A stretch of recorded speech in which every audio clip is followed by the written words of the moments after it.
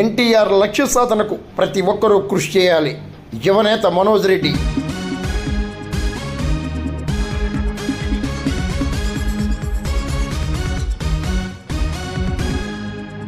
Telugu Desam party పురోభివృద్ధి లక్ష్యంగా NT Ramarao లక్ష్య సాధనకు యువత కృషి చేయాలని తూర్పుగోదావరి జిల్లా అనపర్తి తెలుగుదేశం పార్టీ కన్వీనర్ నల్లమిల్లి మనోజ్ రెడ్డి కోరారు.